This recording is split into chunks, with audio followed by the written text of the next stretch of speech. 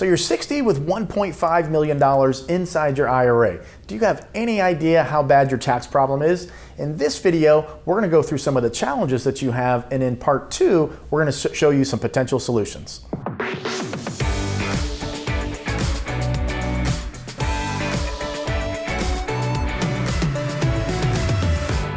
Hi, I'm Troy Sharp, CEO of Oak Harvest Financial Group, a certified financial planner professional, host of the Retirement Income Show, and also a certified tax specialist. So first I want to lay some groundwork here for this case study. So we have John and Jane, who are 60 years old with $1.5 million inside the retirement account, inside the IRA, rolled over from a 401k.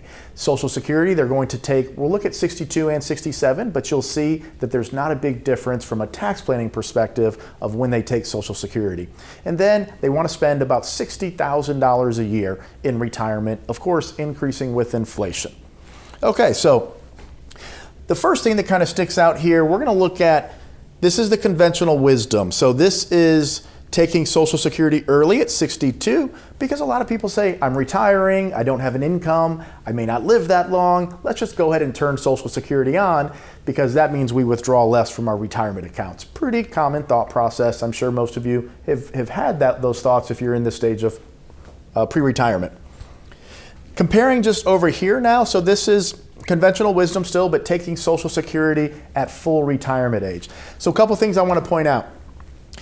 There's only $1.5 million inside the IRA. There's no money held outside in taxable accounts. And we see the total taxes over a 30-year retirement from 60 with life expectancy to 90, spending $1 million almost in taxes.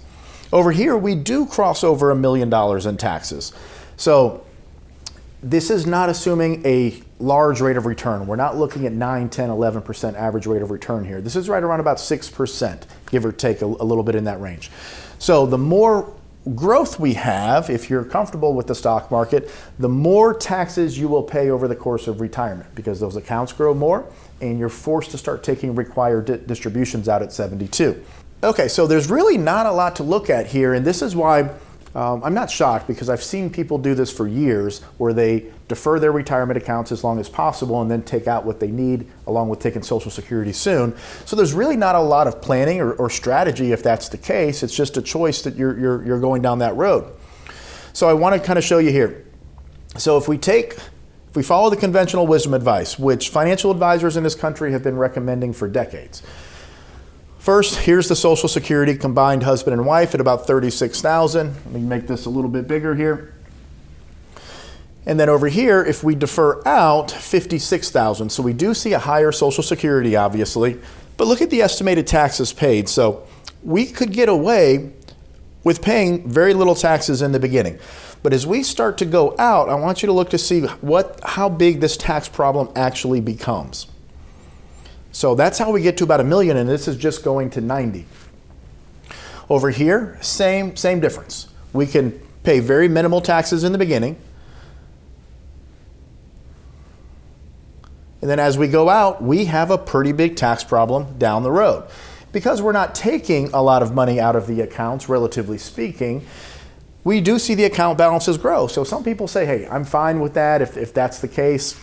It's simple, it's easy, but it's not efficient, it's not optimal, and that's not where we want you to be. We want you to be in a much more efficient retirement structure, so you're keeping more of your money, your accounts have the potential to grow more, and you pay less tax over the course of retirement. Now, some of you may be wondering, where is that tax coming from? If I'm only spending $60,000 a year, why am I paying so much in tax? And that's a great question. The problem is, once you hit age 72, you have required minimum distributions here. So the blue is taking Social Security early, the green is taking Social Security a little bit later.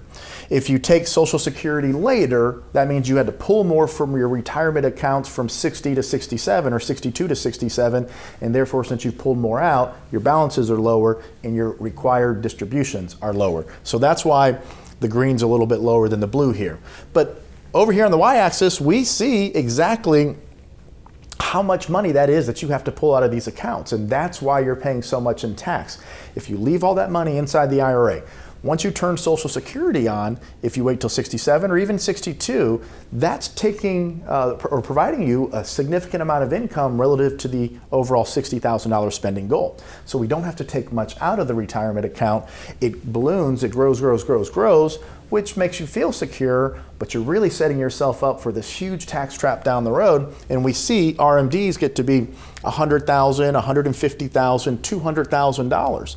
So most of you aren't going to be spending 250 grand when you're 85, 86 years old. But without tax planning, you have this big problem, and that's what creates these massive amounts of taxes later in life. This is why tax planning is such a critical step in the retirement success plan here at Oak Harvest Financial Group. You now see how bad, how significant your tax problem could be if you do nothing whatsoever. If you want to learn how to save taxes potentially in retirement, click on the link above or just wait to the end screen so the next video, and click on it so the next video plays, where we're going to show you some potential solutions to really drop this tax liability.